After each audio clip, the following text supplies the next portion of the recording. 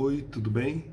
Hoje nós vamos falar do primeiro poeta arcaico grego, Alcimão de Esparta, seguindo este livro, Lira Grega, a Antologia de Poesia Arcaica, livro organizado e traduzido pela Juliana Ragusa.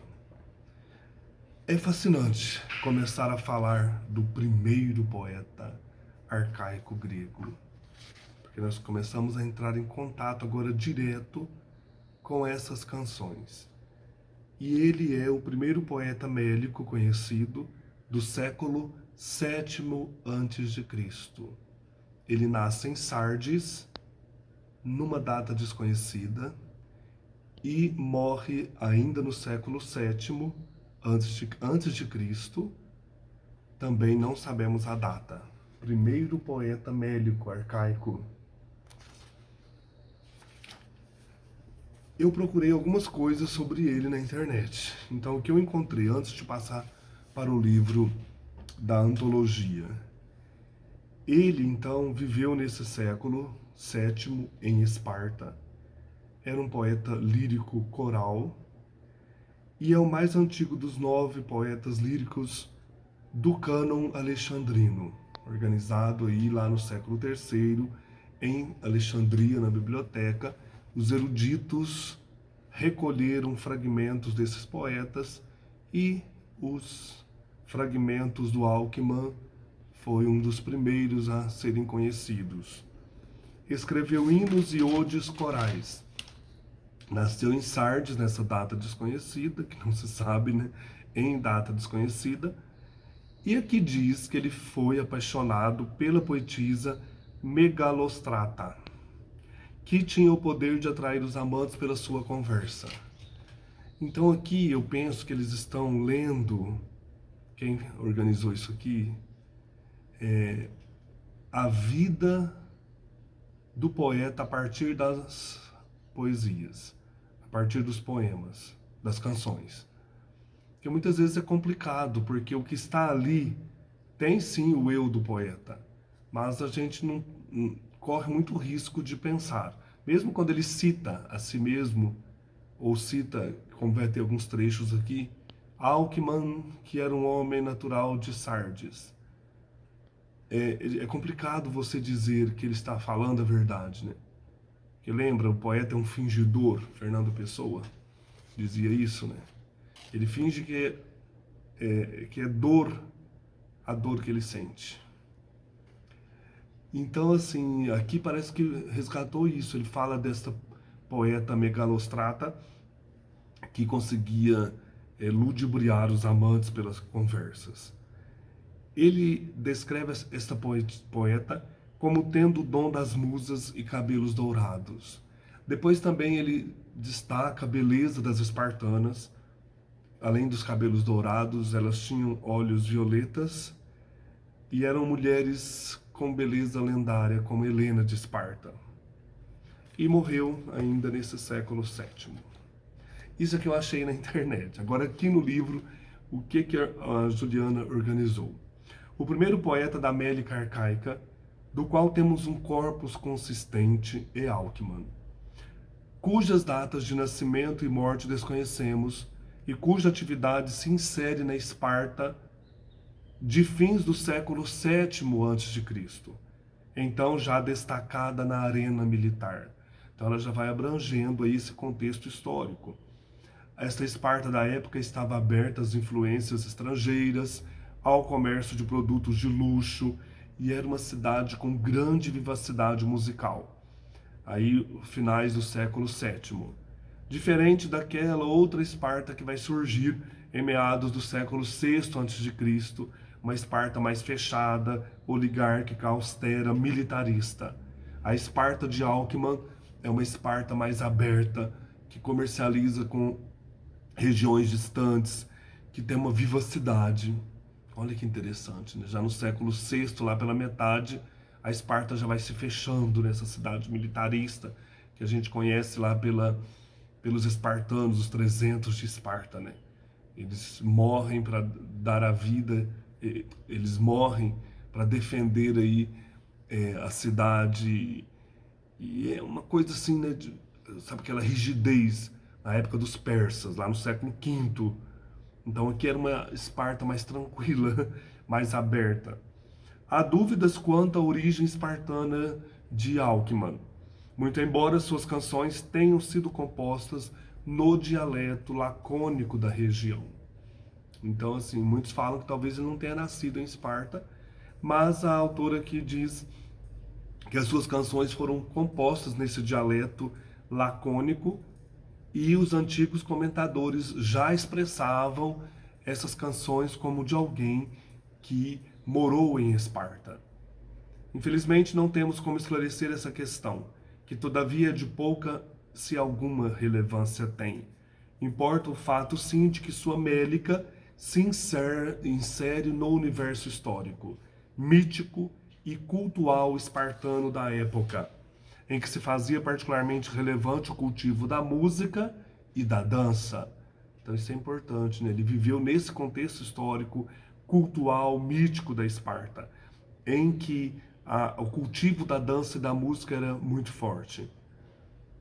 E isso foi atestado pelos antigos documentos. Motivações religiosas e estéticas também expressam o interesse pelos artistas do mundo grego e estrangeiro, principalmente pela música. E aqueles que estiveram em Esparta nesse período também destacam a influência e a importância da música na cidade. Para nós, Alckmin é ainda o primeiro poeta de um subgênero mélico que lhe deu o nome, o partênio. Então ele vai cantar muito essas questões aí dos coros das virgens, das moças que estavam se preparando para a idade adulta ou para o casamento, e isso era feito em festivais cívico-religiosos. Nós temos muitos partênios de Alckmin, em que essas mulheres cantam a sua transformação aí, a sua passagem da adolescência para a idade adulta.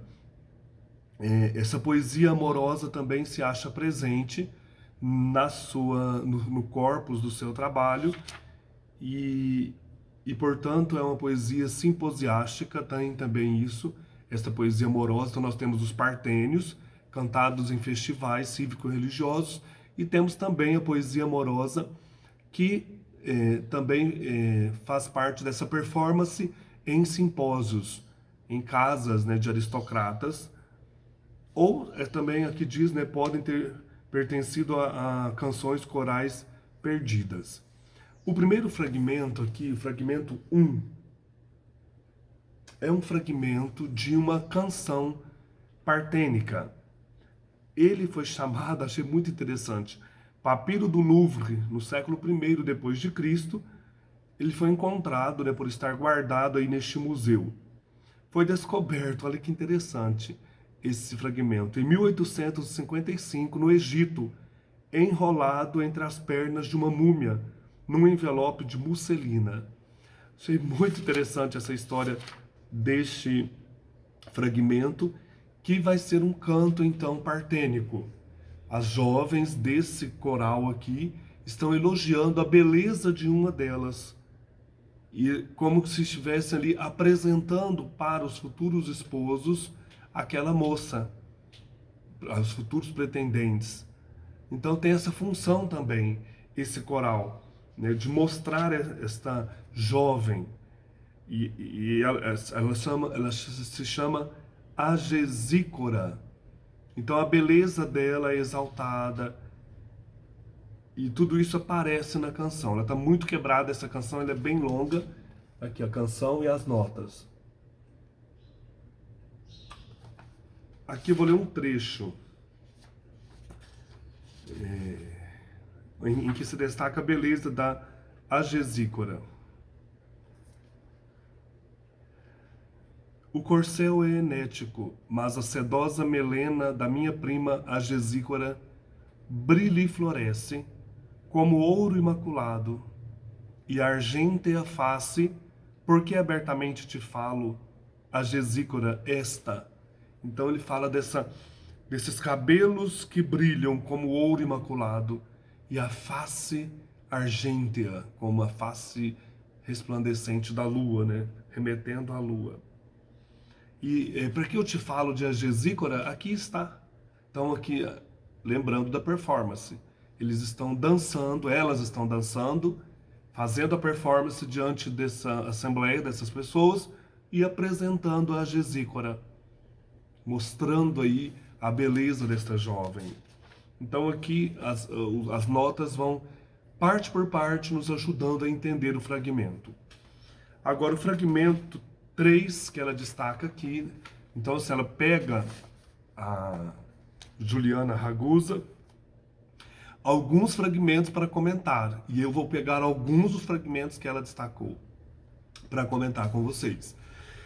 O fragmento 3 também é um partênio, então o que eu vou fazer? Eu vou ler o partênio primeiro e depois comentar com vocês esse partênio. Aí comentário que ela destaca aqui.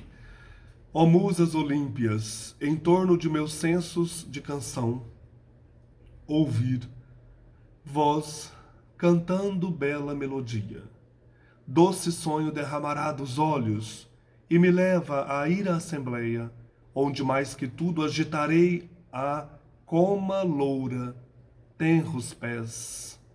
Depois tem versos de 11 a 60, perdidos ou ilegíveis. Então acontece uma quebra no poema.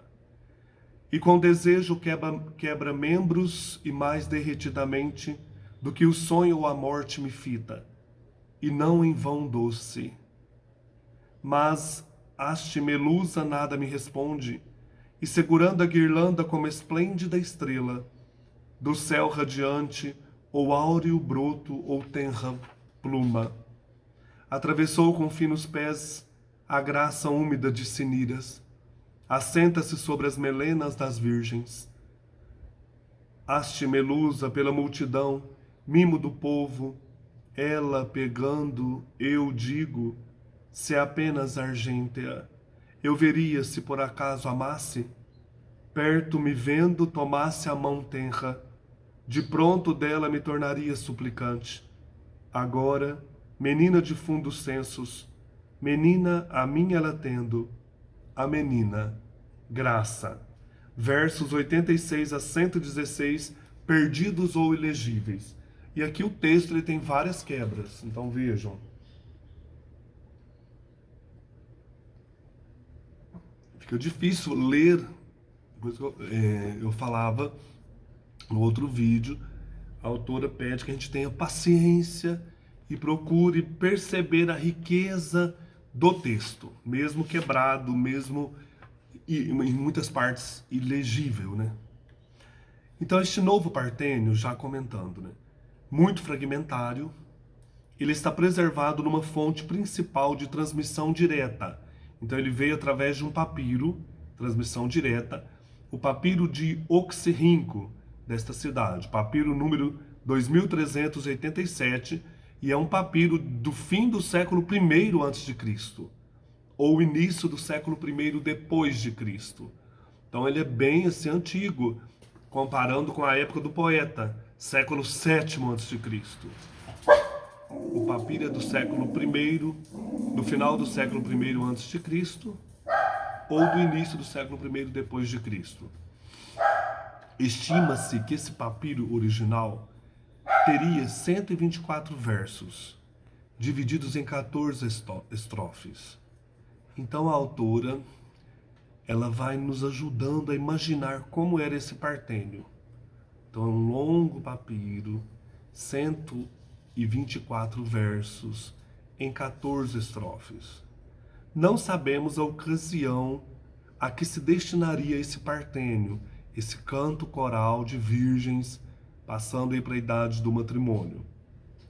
Certamente ele pertence, esse papiro, a um âmbito de competição, num festival cívico-religioso em Esparta. O termo pileon, guirlanda, que está no verso 65, vale notar, é indicativo de que a canção integraria a competição de coros de virgens, num festival dedicado à Hera, conforme permite dizer o fragmento 60 e sua fonte de transmissão. Então ela está comparando com outro fragmento de Alckmin.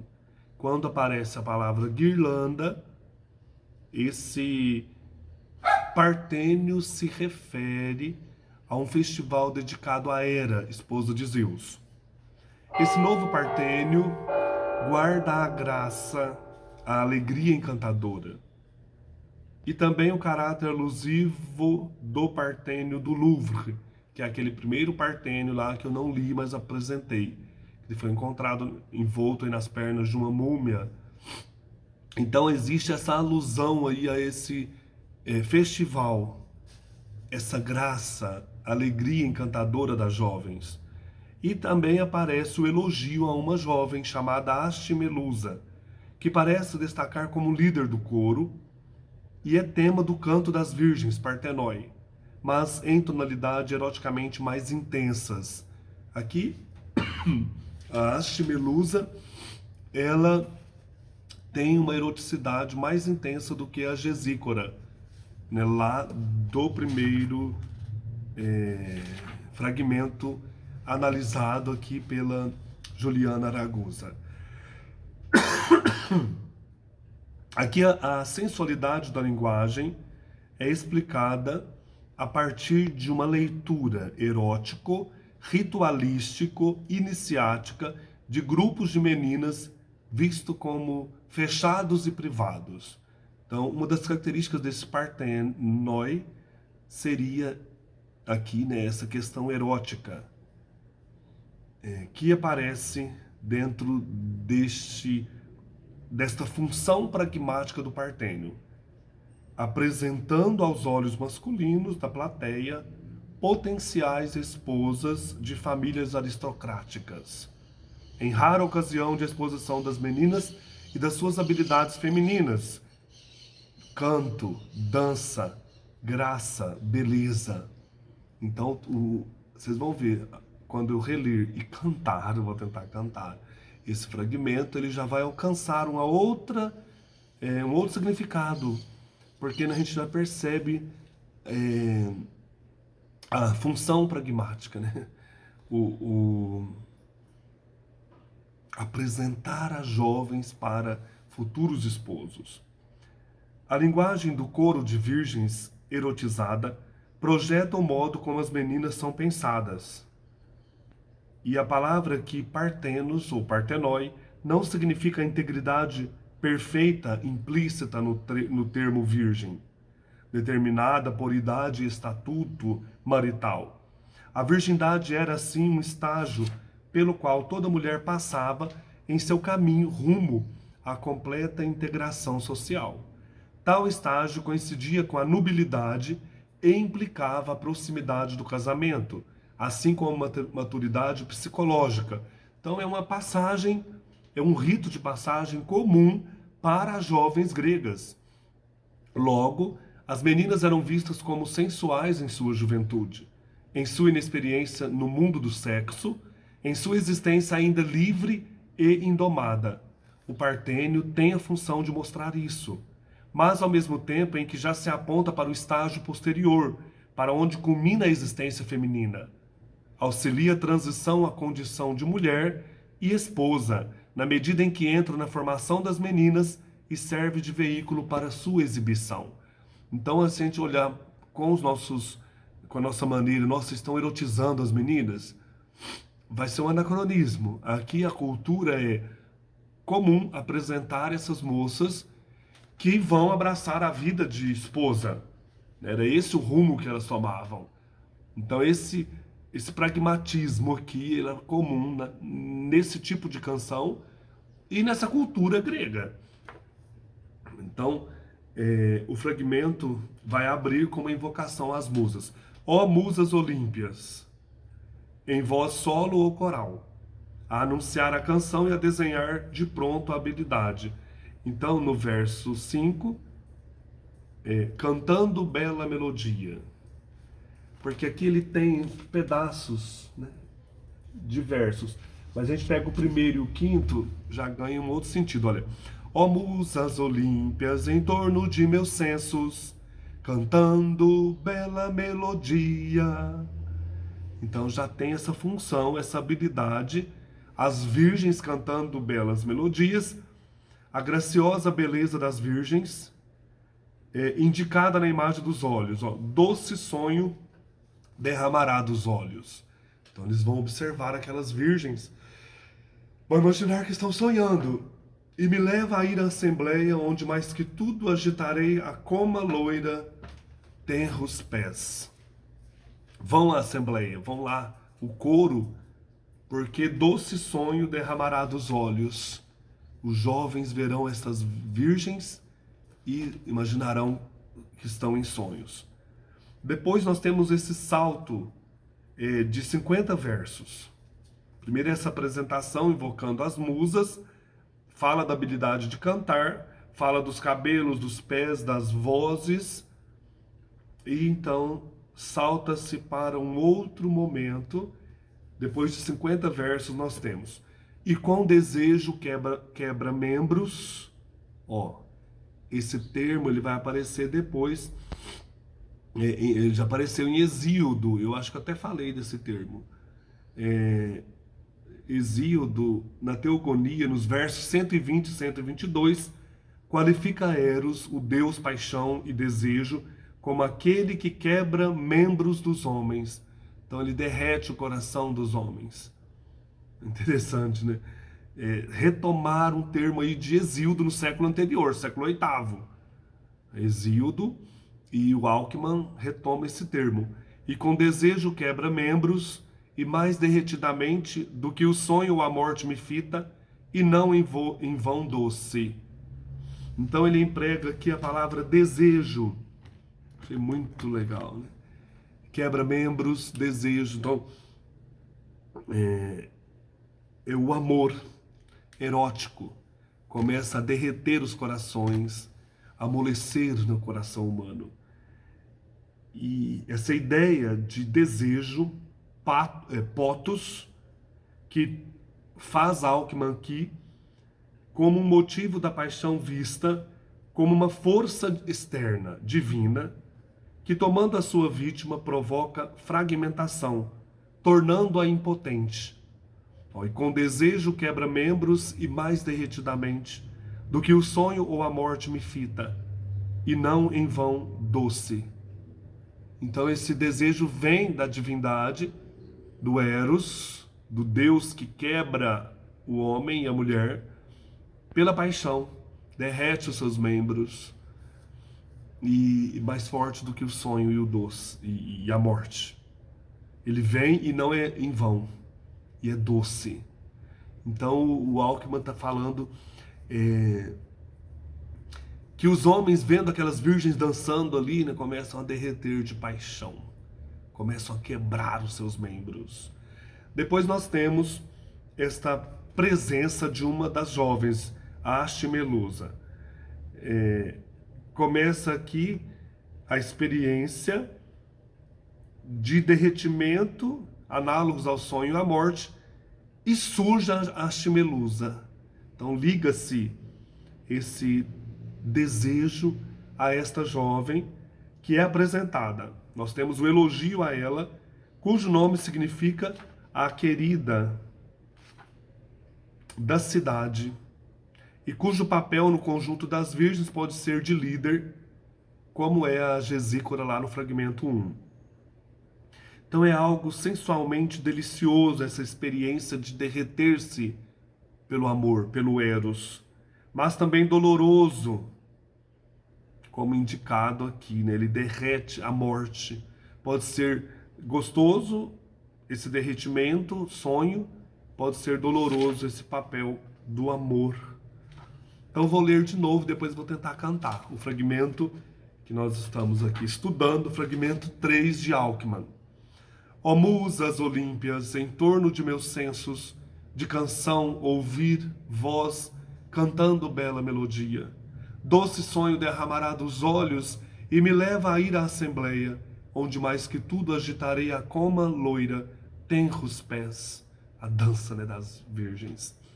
E com desejo quebra membros, e mais derretidamente do que o sonho ou a morte me fita, e não em vão doce.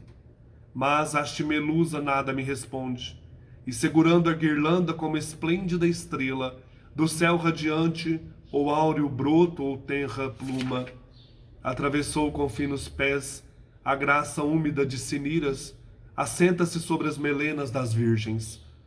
Haste Melusa pela multidão, mimo do povo, queridinha da cidade. Ela pegando, eu digo, se apenas argêntea. Eu veria se por acaso amasse, perto me vendo, tomasse a mão tenra, de pronto dela me tornaria suplicante. Então, se ela quisesse, me entregasse a sua mão, eu me tornaria a ela suplicante. Se ela me amasse. Mas ela tá dançando, não tá nem aí, né, pro cara. Agora, menina de fundos sensos, menina, a minha ela tendo, a menina, a graça. Que bonito, né? Ela passa dançando. Então, alguns comentários aqui, olha.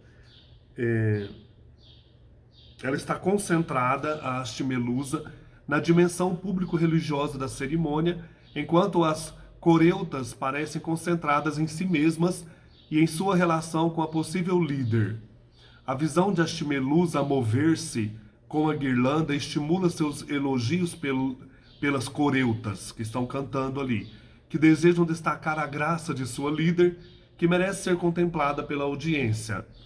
Como observa ainda uma estudiosa chamada Hutchinson, a linguagem apaixonada que se ouve até aqui, e ainda no que se pode depreender dos versos seguintes, retém um poder que torna o poema uma experiência interessante e absorvente para o ouvinte e o espectador.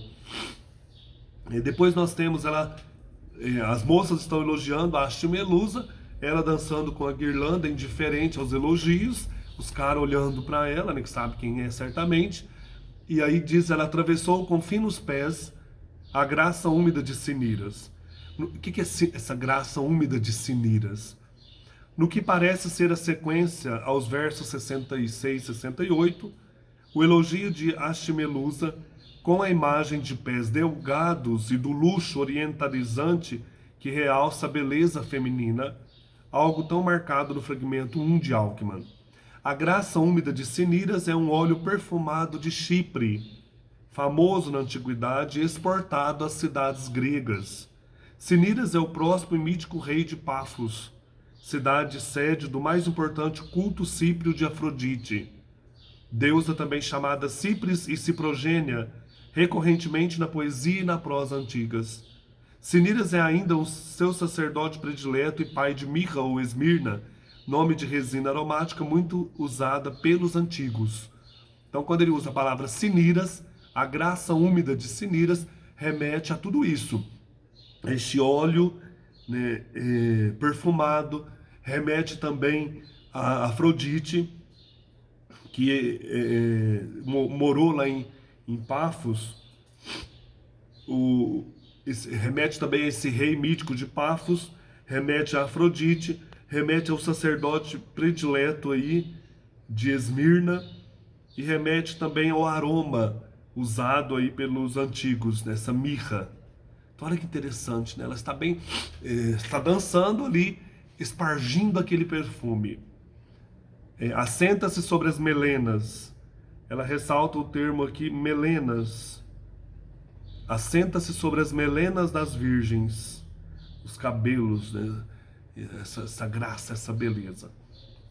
Vou tentar cantar como eu ouvi hoje um estudioso de poesia lírica cantando no YouTube. Então, tem esse compasso com a lira, né? Ó musas olímpias, em torno de meus sensos, de canção ouvir voz, cantando bela melodia. Doce sonho derramará dos olhos e me leva a ir à assembleia, onde mais que tudo agitarei a coma loira, tenros pés.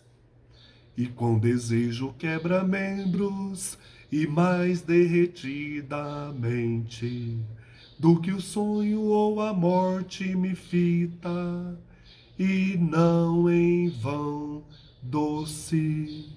Mas a haste Melusa nada me responde, e segurando a guirlanda, como esplêndida estrela do céu radiante, ou áureo broto, ou tenra pluma, atravessou com finos pés a graça úmida de cineiras. Assenta-se sobre as melenas das virgens. Haste melusa pela multidão, mimo do povo.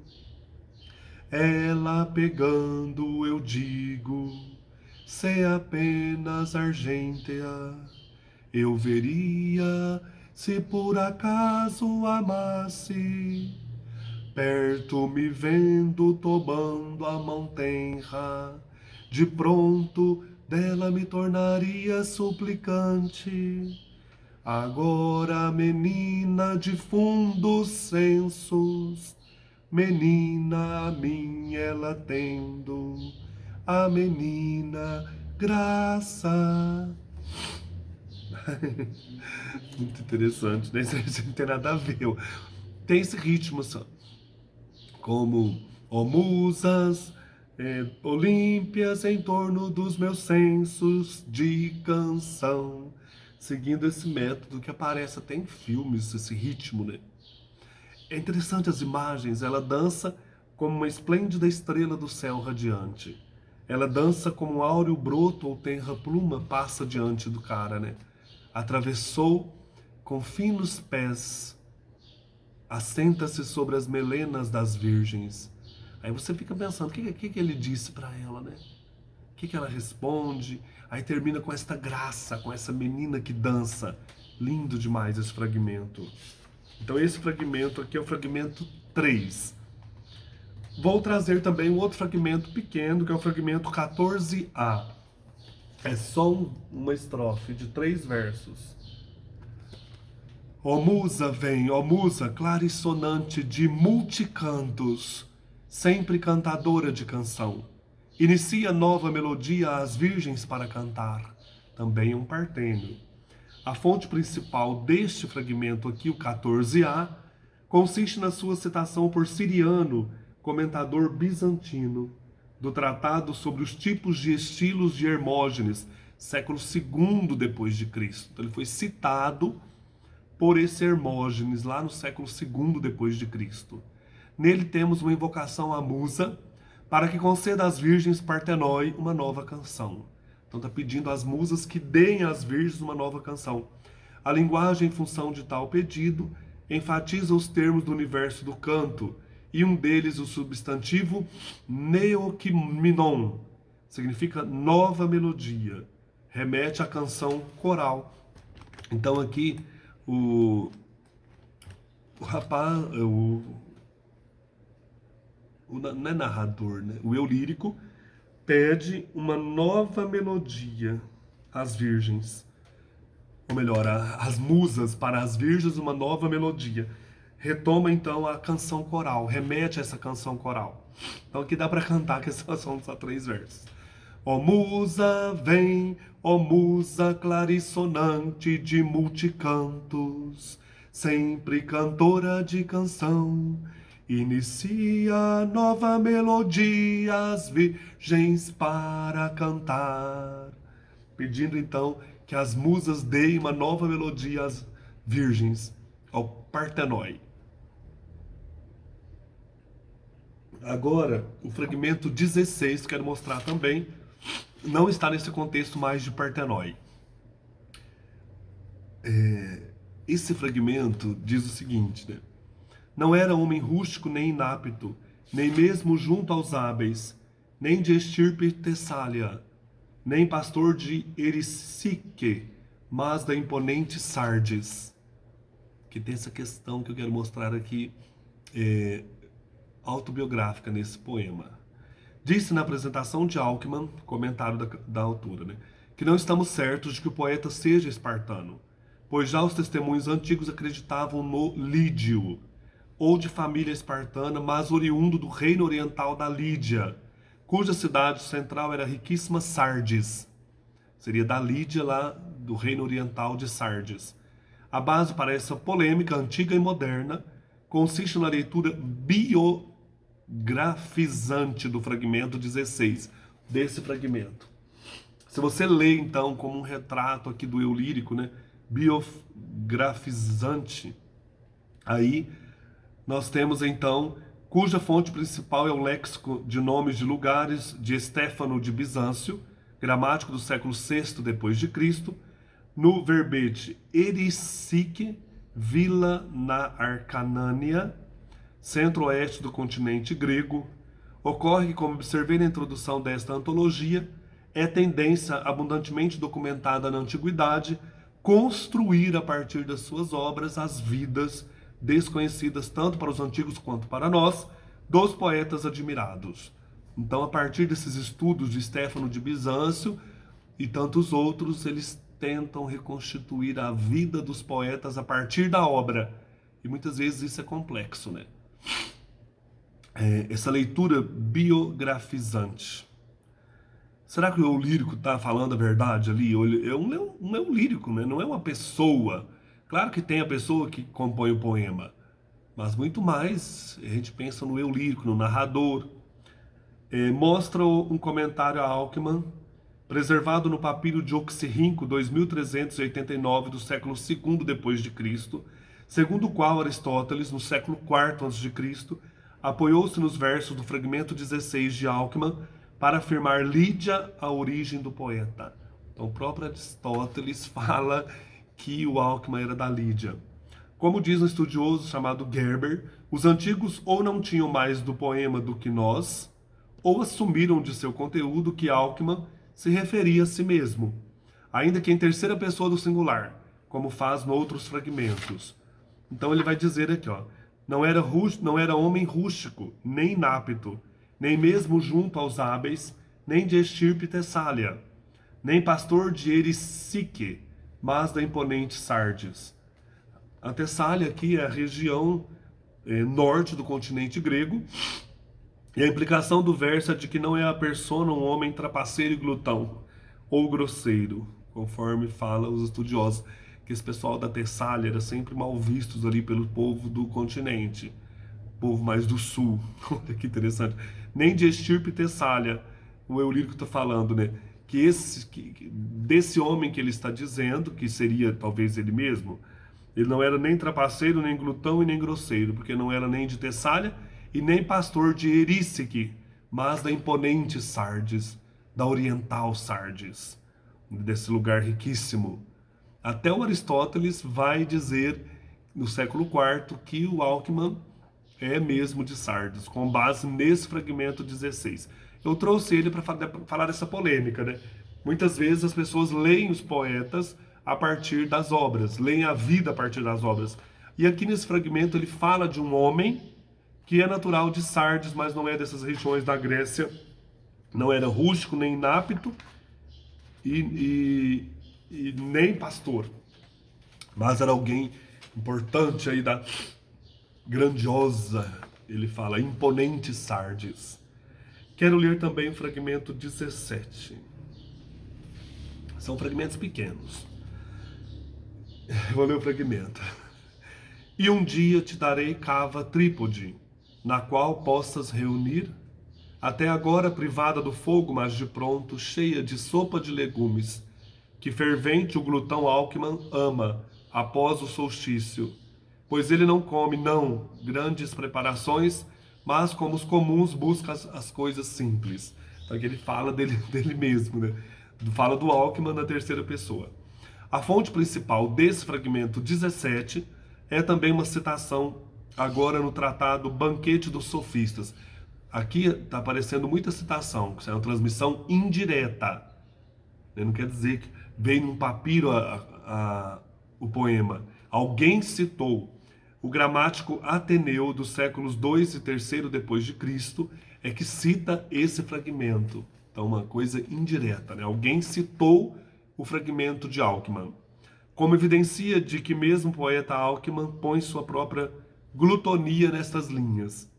Note-se que nessa canção a persona fala de Alckmin, poeta dos versos em terceira pessoa do singular, dirigindo-se a uma segunda pessoa do singular. Então ele fala dele na terceira pessoa do singular, dirigindo então-se a uma pessoa a uma segunda pessoa do singular. Eu tô olhando pro cachorro aqui. Não sabemos qual a ocasião de performance dessa canção, nem como esta seria. Apenas revela seu fragmento a auto-ironia do poeta, quanto ao seu apetite voraz, que diante de nada se detém. Então ele fala que ele é glutão lá no verso 4. É a tradução para Pampágonos, o come tudo, ele come de tudo. E nem se restringe a banquetes sofisticados, mas abarca as coisas comuns ou simples. Takoiná, no verso 7. Busca as coisas simples, takoiná. Que as pessoas comuns, os damos, do verso 7, apreciam tais como uma frugal sopa de legumes. Ele come de tudo, come com as coisas simples. Ressalto por fim a aproximação, paixão, glutonia, marcada no verbo ama, eraste, do verso 5, que se assenta na motivação instintiva sem o controle da justa medida, fala Aristóteles, que depende da razão. Na comédia grega de Aristófanes, século V e IV a.C., ambos os apetites serão associados como chaves para a ridicularização das personagens incapazes de controlarem racionalmente seus instintos, e a lascívia sexual será frequentemente aproximada da voracidade à mesa em nosso imaginário erótico. O Aristófanes, ele também fala dessas pessoas que têm essas glutonerias, mas também aproxima-se da lascívia sexual. Então esse come tudo aqui seria também uma metáfora, né? Lá para Aristófanes, no final, no século V e IV a.C., ele ridiculariza os personagens, né? Que Aristófanes é o grande comediógrafo da Grécia Antiga, vamos falar dele mais para frente. Então ele traz essas questões aí, ridicularizando os seus personagens. Então eu vou ler de novo o fragmento. Achei legal porque é ele falando de si mesmo na terceira pessoa do singular a uma segunda pessoa do singular. E um dia te darei cava trípode, trípode aqui um presente, um prêmio, na qual possas reunir, até agora privada do fogo, mas de pronto, cheia de legumes que fervente o glutão Alckmin ama após o solstício, seria o solstício invernal. Passou um tempo sem comer, como o urso hibernado, olha a ideia. Agora ele pode, com essa trípode, esse prêmio aí, cheio de, essa vasilha, né, cheia de coisas, de alimentos, pois ele não come, não, grandes preparações, mas como os comuns busca as coisas simples. Ele vai poder comer as coisas simples, né? Mas ele é um grande glutão e ele vai comer nessa trípode que reunirá todos esses alimentos. Vou tentar cantar essa. E um dia te darei cava trípode, na qual possas reunir, até agora privada do fogo, mas de pronto cheia de sopa de legumes, que fervente o glutão Alckmin ama após o solstício. Pois ele não come não grandes preparações, mas como os comuns busca as coisas simples. É uma auto-ironia, né? Ele não come. Ele é glutão e busca as coisas simples. Não come grandes preparações. Fragmento 26. Acho que só mais esse aí eu vou terminar. Não, tem mais um só. São muitos, mas eu achei tão legal. Aqui no fragmento 26, é pequeno também, ele diz: a mim não mais, ó virgens melicantantes, divas vozes, podem os membros carregar. Ah, Alcião, eu fosse que sobre a flor da onda com Alcíones voa, coração intrépido, sacra ave, maripurpúrea. Achei lindo demais esse. Vamos lá. Preservado em citação também, transmissão indireta, de Antígono de Caristo, escultor que escreveu sobre arte, sobre vidas, em meados do século III a.C., nas Maravilhas. Esse fragmento é um dos mais famosos de Alckmin e dos mais pungentes versos da Mélica grega antiga. Então vou retomar com calma. Por que ele é pungente, né? Porque aqui o tema é a velhice e o modo como a linguagem o elabora. A imagem dos membros que já não sustentam o indivíduo, enrijecidos que se tornam, faz lembrar de Safo, a canção sobre a velhice incluída aqui nesse texto. Mais para frente nós vamos ler. No fragmento, a persona masculina dirige-se às virgens, Parsenicai, de um coro, dada a referência ao canto e à dança. esta aludida na imagem do movimento de carregar os membros. Sua voz parece se configurar, portanto, com a do poeta coral. Ele, de fato, estava encarregado da composição das canções e também podia treinar a performance das meninas. Diz Antígono antes de citar os versos: dentre os alciões, os machos são chamados cérilos ou querilói. Quando se tornam enfraquecidos pela velhice e não mais podem voar, carregam-nos as fêmeas, tomando-os em suas asas. E o que Alckmin fala está associado a isso, pois fraco, por causa da velhice, e sendo incapaz de rodopiar com os coros, os coróis, na dança das virgens do Partenon, diz ele. A explicação, como se pode esperar nos testemunhos antigos, talvez tenha sido criada para os versos alquimânicos, ou talvez reflita uma crença popular a tais versos relacionada, de modo que lhe daria o peso da autoridade do poeta. Então, olha que bonito. A mim, não mais, ó virgens melicantantes, divas vozes, podem os membros carregar. Ah, Alcião, eu fosse, que sobre a flor da onda com Alcíanes voa. Coração intrépido, sacra ave, Mari purpúrea, não aguenta mais andar. Então as virgens não conseguem carregá-lo, ele não consegue mais dançar. Há uma dimensão realista no canto da persona loquens, a voz do poeta ou do corifeu, o líder do coro. A velhice avançando pode efetivamente limitar a atuação junto aos juvenis coros de virgens. Mas há também uma dimensão nostálgica, pungente, projetada nos versos, bem como uma dimensão onírica de libertação da condição mortal.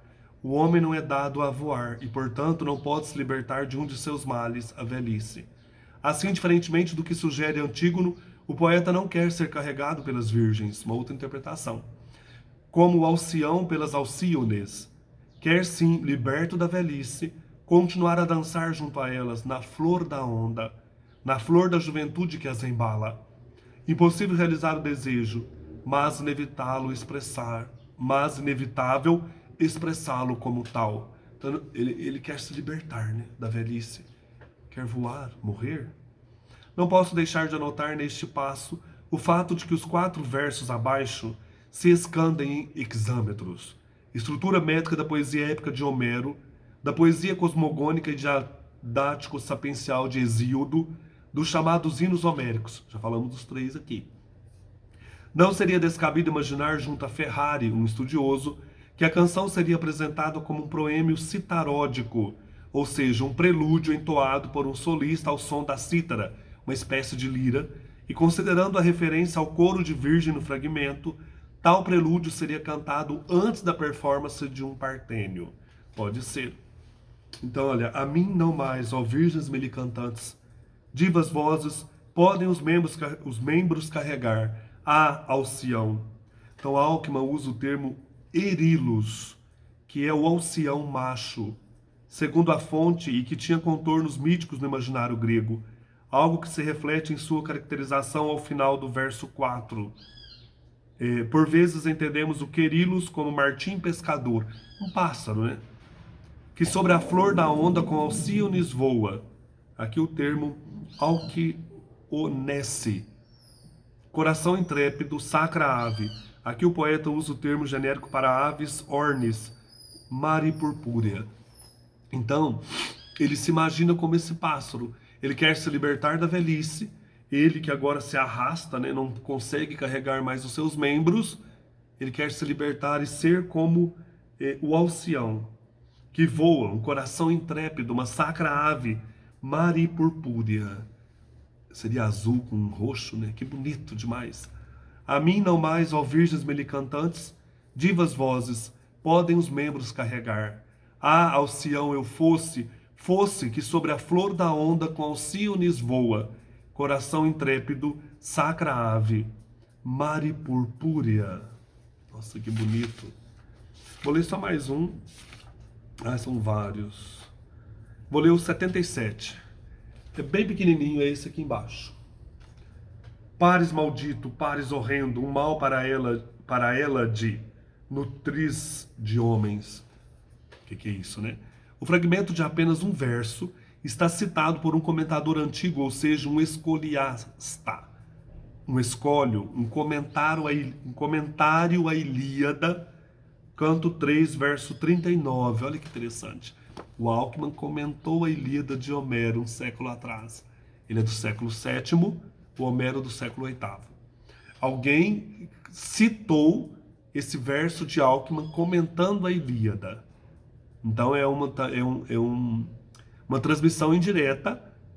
Ele está resgatando o Alckmin que comentou a Ilíada. Um escoliasta, um comentador antigo que citou esse verso de Alckmin. Trata-se do momento da epopeia em que Heitor censura duramente o irmão Paris, porque este se acovardara no duelo com Menelau, marido a quem ultrajara ao raptar-lhe a mulher, anfitrião a quem insultara ao espoliá-lo quando seu hóspede, seu crime mais grave, como veremos no outro fragmento, né, de Alceu, 286.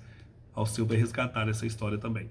No poema épico homérico, dá-se um jogo com o nome do príncipe troiano, chamado por Heitor de Dispare, Paris o mal, na primeira palavra de sua dura admoestação. O escólio ou comentário antigo assim explica tal vocábulo. Paris, nomeado para o desastre, viu Paris, e Alckmin diz. Citação do fragmento, então, 77. Que legal. No fragmento mélico, o primeiro termo traduzido em Paris maldito é justamente dispares. O segundo, ainopares, pares horrendo. Nada podemos saber da canção e de sua performance, exceto que lidaria com os mitos da Guerra de Troia. Achei isso muito legal, por isso que eu trouxe, né? O Alckmin comentando os mitos da Guerra de Troia. O que eu li antes, o comentador cita o seguinte, né? Paris nomeado para o desastre, viu Paris, e Alckmin diz, aí ele cita o Alckmin, que é o texto do fragmento. Paris maldito, Paris horrendo, um mal para ela de nutriz de homens, para a Grécia, né? Você é um mal para a Grécia, a nutriz de homens. Então é isso, gente. O primeiro poeta mélico arcaico, o Alckmin de Esparta, Helena de Esparta, né? Por isso que ele elogia as mulheres belas. E comenta também nessa loucura que Paris fez, raptando Helena. Século VII a.C. O Alckmin, ele foi ativo aí em Esparta, cerca de 620 a.C. Século VII. E é bonito, né? Bonito demais. Aqui eu li apenas alguns fragmentos, mas aqui no livro tem mais. Você vai mergulhando nessa poesia, você fica encantado, vai descobrindo coisas novas, né? Vai alargando o horizonte de leituras, de buscas, né? Próximo vídeo vamos falar de outro poeta, o Alceu, esse também muito conhecido. Hoje, Alckmin de Esparta, Líria Grega, Antologia de Poesia Arcaica. Um abraço, até mais.